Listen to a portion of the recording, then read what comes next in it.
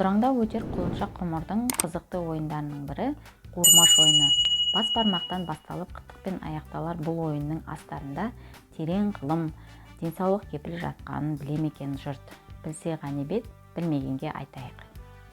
Сәлем достар, бүгін сіздермен бірге болатын мен Гүлназ, пайдалы ақпараттармен бөлісетін боламын. Бүгінгі біздің тақырыбымыз қуырмаш ойынның құпиясы неде? Егер сіздерге видео ұнап жатса, достарыңызбен бөлісіп, лайк басып, комментарий жаза отырыңыздар. Біздің қазақ ұрпағына ұғынықты болу үшін 5 саусаққа балама атау қойылды. Бас бармақ, балан үйрек, ортан терек, шылдыр шүмек, кішкентай бөбек деген аттар қойылды. Ал медицина кестесіне жүгінетін болсақ, біздің бас бармақтың басында, яғни бұлшық етінде ми мен тыныс жолдарының нүктелері орналасқан екен.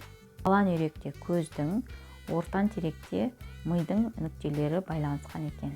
Ал шылдыр шүмекте көру органдары, кішкентай бөбекте, кішкентай саусақтың ұшында бұл жерде ми тамырлары байланысқан екен. Алақанның бұлшық еттерінде ішек, өкпе, бауыр, іш құрылыстары, омыртқа орналасқан. Осының бәрін білген қазақ халқы қуырмаш ойынын ойлап тапты.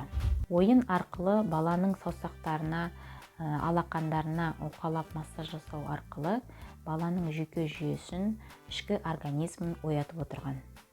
Ойын ережесі бір қарағанда қарапайым болып көрінгенімен, жүйелі, ғылыми негізде жасалғаны байқалады. Балалық шақты еске алып, сіз де осы ойынды балаңызбен бірге ойнаңыз. Егер сізге ақпарат пайдалы болған болса, достарыңызбен бөлісіп, лайк басып, комментарий жаза кетіңіздер.